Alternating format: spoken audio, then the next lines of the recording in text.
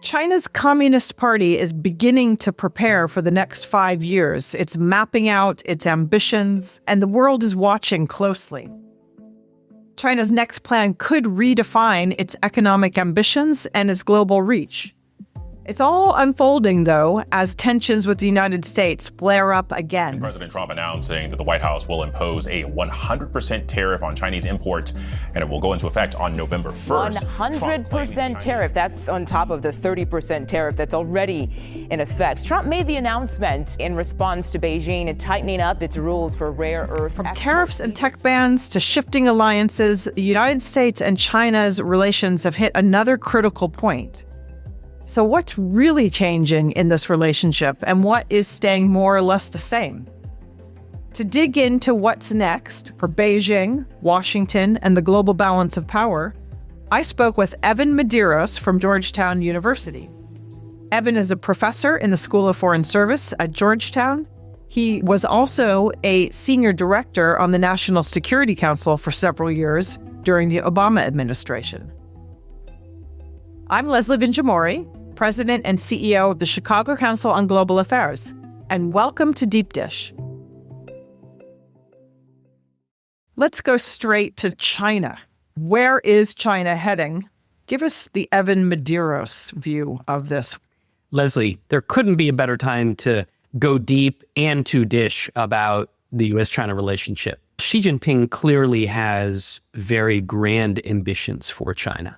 Those ambitions increasingly have a global quality to it. Look no further than this new global governance initiative and other initiatives that he's announced in the past. And I think it's about making sure, first and foremost, China is a global economic superpower.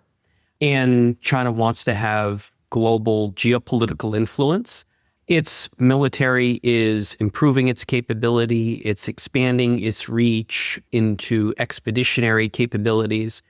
The way I like to summarize where China is headed is it doesn't want to replace the U.S. as a global superpower one for one to do exactly what the United States did, largely because it sees the U.S. as having too many responsibilities and liabilities it doesn't want to assume.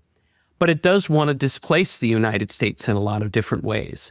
And the one that is most immediate is the Chinese wanting to shape global rules, norms, and institutions, undermine the liberal dimensions of international affairs, and rewrite many of the rules of the rules-based order. Create an international system where China's governance choices, state-directed development, single-party authoritarian political system, is viewed as just as legitimate as democratic capitalism. And in the Chinese thinking, more efficient, better at delivering public goods for the Chinese people. So it's a very different view of the international system. Let me ask you about this. We hear this a lot, that China wants to undermine or readapt or change the liberal international order. What is it in maybe the last 8 decades of our liberal international order that China wants to change on questions of tech, at the United Nations, at the World Health Organization, on climate? Like, what's the liberal part that's so problematic for China and potentially for those of us who might like liberalism? Well, I mean, it's liberal values which are at the heart of the liberal international order. So focus on individual rights and freedoms. They simply have a different view. And it's one of the major reasons why at the United Nations they've taken multiple initiatives to justify their decisions, like the crackdown in Xinjiang and undermining UN-based norms on human rights, civil and political rights, for example, and try to put a greater emphasis on economic and social rights, which the Chinese believe they've done a better job at delivering, though that's debatable. So it's the liberal aspect of the liberal international order as a country that wants to put the state as playing a greater role in economic affairs. And secondly, wants a single-party political system to be seen as just as legitimate and, in fact, better at governance than democracies. So China has this different view of the liberal international order, certainly of the human rights and democracy side. There's also a robust debate about what its ambitions are in terms of influence and control? Are they limited to questions of Taiwan? Is it about the Indo-Pacific more broadly? Is it about the global South, so to speak? Are there hegemonic ambitions? What's your take on this? That's such a loaded question because it all depends on how you define hegemonic. China wants to build an international system that's friendlier to Chinese values and governance preferences. What I'm focused on is I see China seeking to build a series of economic relationships and technology relationships that will give the Chinese greater influence and power over the decisions of countries all over the world. The Chinese want to create a series of economic relationships of dependence or perceived dependence that they can use to push for political accommodation to China's views of the rules, the norms, and institutions that should shape international affairs. Now, of course, those directly serve Chinese interests. And that's why the recent export controls are so worrisome, because it would give China extraordinary control, not just over the entire vertical of the critical minerals supply chain, but it would give them influence over sectors that used critical minerals, even very small amounts of critical minerals. So it's asserting a degree of control over the global economy, or at least giving the Chinese the tools to assert control that I find most worrisome about these economic controls. And I think that reflects their broader ambitions toward the international system. The world has been watching how President Trump and the United States are going to take on this challenge. I think some people were surprised that President Trump has taken a while to sort of reveal his hand when it comes to his China policy. Some people argue that, China's simply responding and that they have more leverage than other states do when it comes to the trade and tariff wars. I guess, how would you first of all characterize Trump's policy on China? Well, Trump's policy is focused on the economic relationship and economic competition more than questions of diplomacy or traditional military competition. Obviously, there's a technology component to it, given their continued emphasis on technology controls. I think where the Trump policy has difficulties is the principal tool that they're using with China and with countries all over the world is tariffs. And the question is how much leverage does tariffs really give you? And I think the Chinese view is tariffs don't really give you much leverage. China has done a really good job of diverting the goods it used to sell to the United States to other markets. So Trump-China policy objectives and tools have both narrowed. And I think the Chinese view is we have clearer objectives than you do, and we have more potent tools. And that's why, as of today, we're in a new escalatory cycle. So you've been involved not only in the study, but you've also been involved in influencing America's policy towards China. You were in the Obama administration. You've certainly followed Biden's policy. How different would you say that this current policy is? It's pretty different. Tell us more about that. I mean, number one, the context is very different, right? When the Obama administration came in, we were dealing with Hu Jintao, not Xi Jinping. And a smaller China. Yeah, I mean, when we came in, China wasn't even the second largest economy in the world. It's now the second largest economy in the world, and its global economic footprint, its global military footprint is greater. So we have a China under Xi Jinping that has greater ambitions, is more aggressive and assertive in a variety of different arenas, and a China that's much more willing to accept risk and friction. China is the only country that decided to match Trump's 145% tariffs almost one for one, basically saying, okay, we're prepared to, as the Chinese would say, eat bitterness. And our view is that we can eat more than you can. So the context has totally changed. Number two, policy has changed. China policy in the Trump administration is largely a reflection of what Trump wants as opposed to a reflection of an interagency process. And my understanding is Trump's China policy is largely created in the Oval Office in Trump's consultation with his top cabinet officials. So I would say policy is different, process is very different, and China is very different. I want to bring you back again to some of the recent past, right? What we heard from President Biden was invest in America, align with America's allies and partners with respect to the China threat. and then compete with China. It feels like the first two parts have dropped out. Right. There's no investing. So has the investment stopped altogether? I don't track U.S. investment, but the Trump administration has been very critical of the CHIPS Act. They've been critical of all the U.S. government-supported investment in clean energy. The IRA, they've defunded the National Science Foundation, the National Institute of Health, those institutions that fund much of the basic research that is key for driving innovation in the United States. One of the greatest strengths in this long-term competition, and this is captured in a great article by Kurt Campbell and Rush Doshi in the last issue of Foreign Affairs, is the alignment with allies. And it's not just sort of alignment to hang out with people who are like-minded. It's actually practical coordination to scale your economic capabilities, to scale your defense capabilities, to expand defense industrial cooperation. I mean, there was a real theory of the case there. The Trump administration is moving in the other direction through the trade war and the frustration that's generated in Japan, Korea, Australia, and Europe. And then on the compete part, I have no doubt that the Trump administration is rhetorically committed to the competition agenda. The question is, A, what is it you're trying to accomplish? It's not clear to me what the Trump administration objectives are toward China. What do they actually want the Chinese to do? And B, what's the toolkit? And the central toolkit seems to be a combination of very expansive tariffs and some export controls. And while that may help you in the economic and the technology competition, it's not clear that it helps in the diplomatic or the defense competition.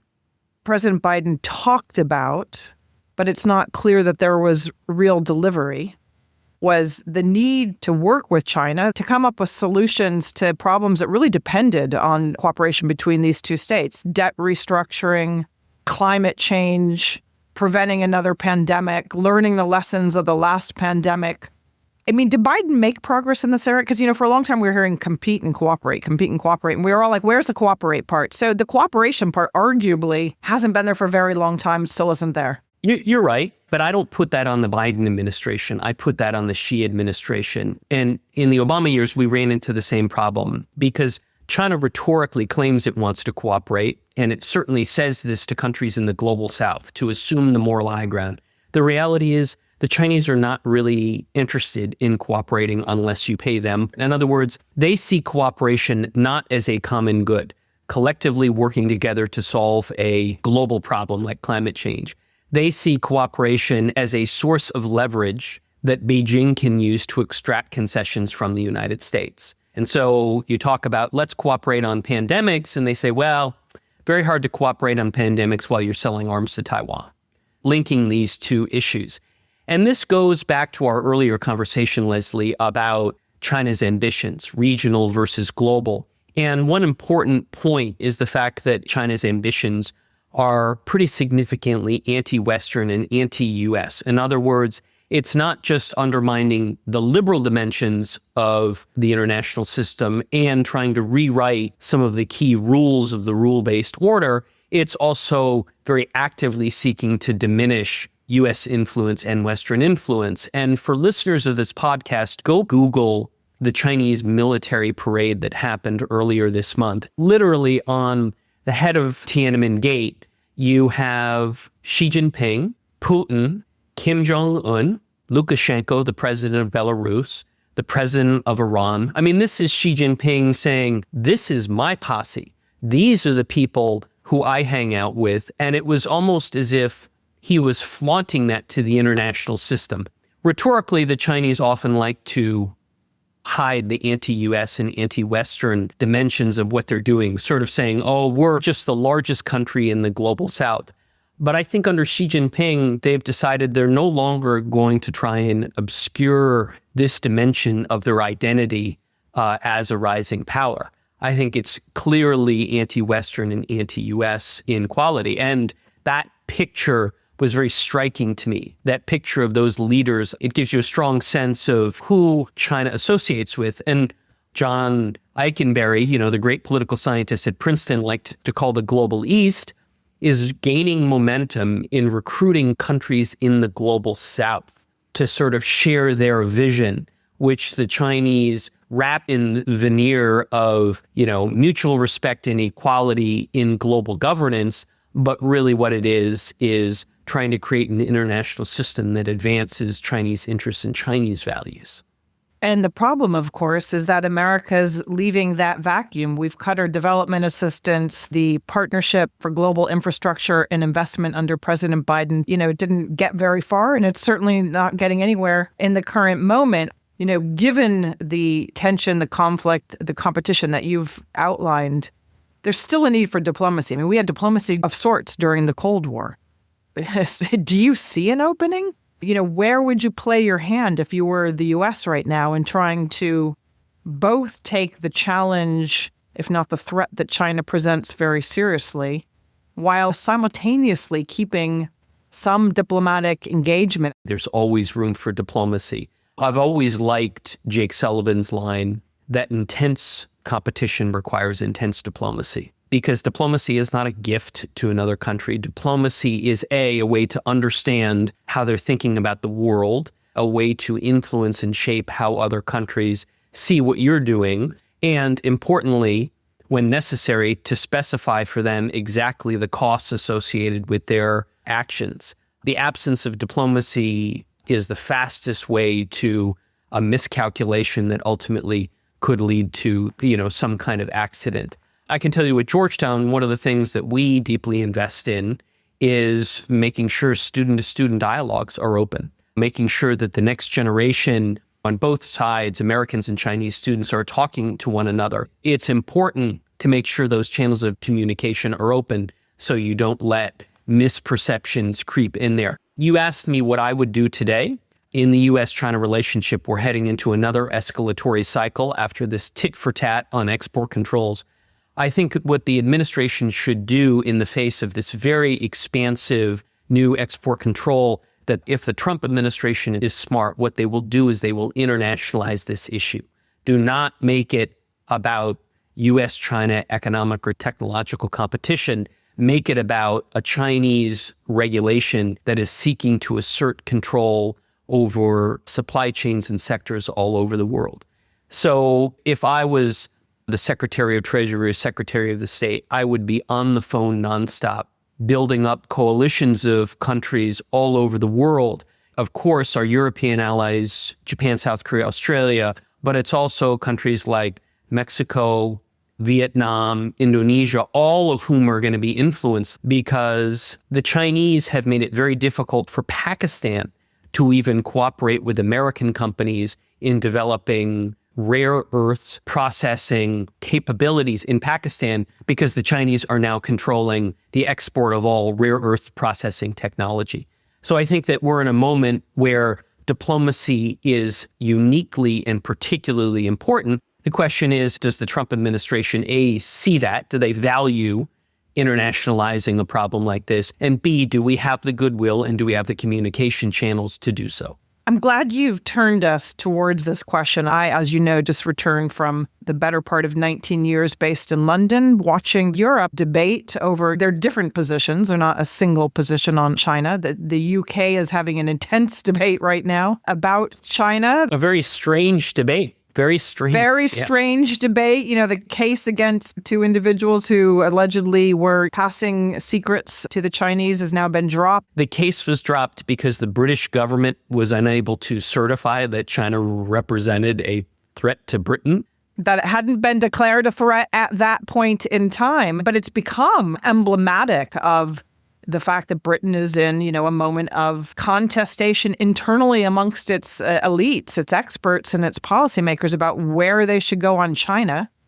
The case across much of Europe, the stakes are high for the United States. The stakes are high for the world. But where do you see Europe going? I mean, the elephant in the room is the perception and the reality that China is sort of supporting Russia in its war in Ukraine. And that is, perhaps a hard line for many Europeans, but Europe's kind of up for grabs. Where's Europe going on China and what's it mean for the U.S.? It's interesting you asked me that, Leslie, because I just spent the last several days in Berlin at a wonderful conference sponsored by the German Council on Foreign Relations. Europe is at a very important pivot point on China.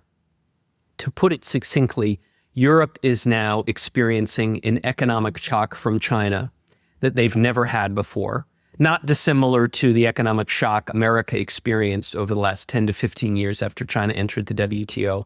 And simultaneously, Europe is experiencing a security shock because of the Chinese assistance to Russia after its invasion of Ukraine, and especially its assistance in rebuilding the Russian defense industrial complex. There's a really substantial rethink going on in Europe. And perhaps most importantly, that's occurring at both the level of the European Commission, so in Brussels, but also within capitals as they experience the simultaneous economic and security shock from China. So what's interesting to me is that at a time of tensions in the transatlantic relationship, you're actually seeing a convergence in American and European thinking about China despite the transatlantic tensions.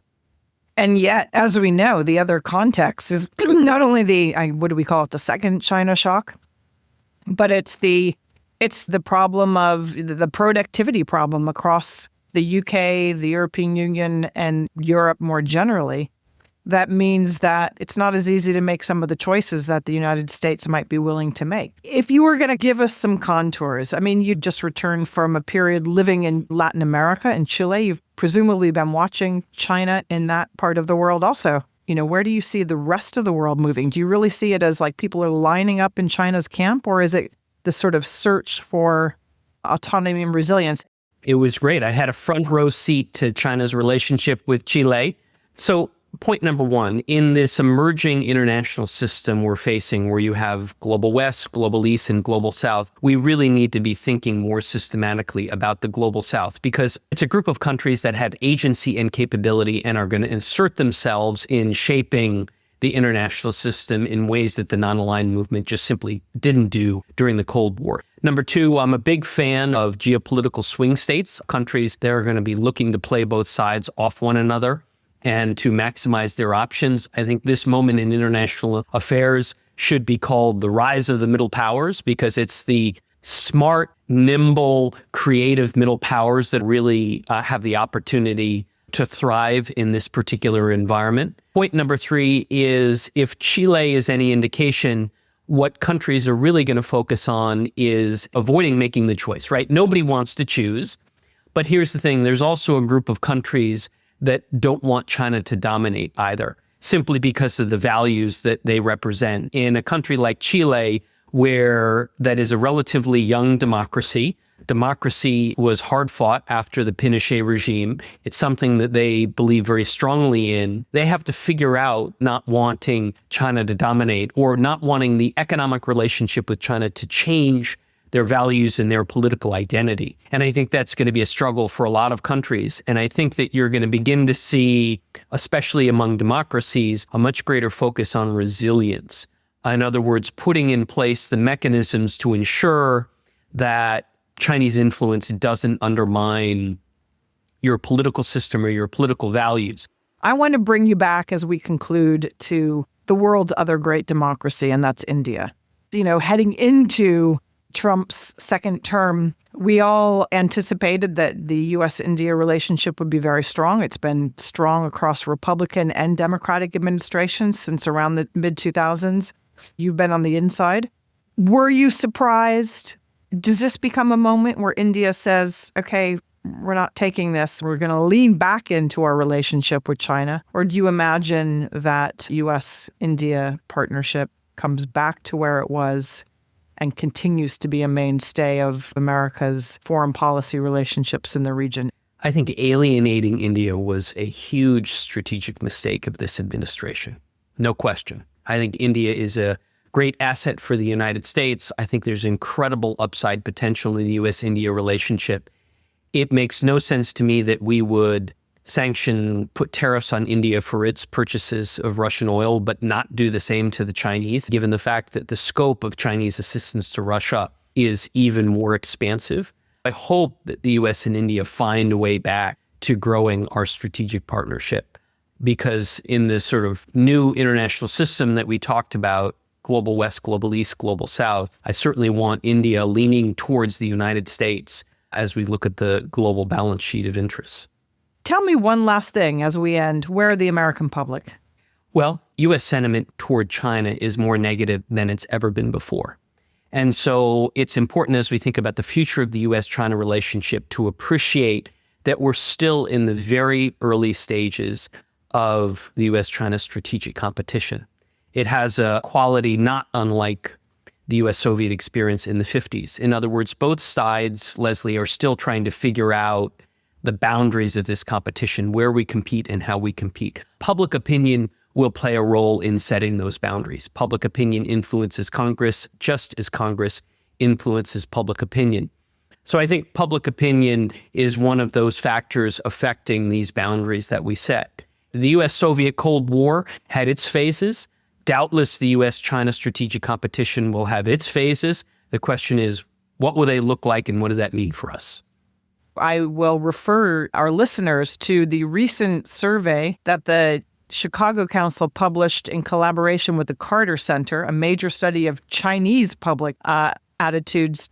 And the data are fascinating. We should all take a look. But the Chinese public are, broadly supportive of China's role at the UN, of China's engagement, whether that's a result of government policy or whether it's setting parameters, as you've referred to on the U.S. side. Nonetheless, it's a wonderful litmus test of where the Chinese people are. Evan Medeiros, thank you so much for joining us. I look forward to seeing you in Chicago. It's not very far. You just have to promise me a really good deep dish pizza when we get there, Leslie. We will get you a really good deep dish pizza, and thank you so much. Great to have you. Great to be here. And thank you for listening to this episode of Deep Dish on Global Affairs. I'm your host, Leslie Vinjamori. Talk to you next week. Deep Dish is a production of the Chicago Council on Global Affairs. If you enjoyed today's episode, make sure to follow Deep Dish on Global Affairs wherever you get your podcasts. And if someone you know might find it interesting, send it their way. As a reminder, the opinions you heard belong to the people who expressed them and not to the Chicago Council on Global Affairs.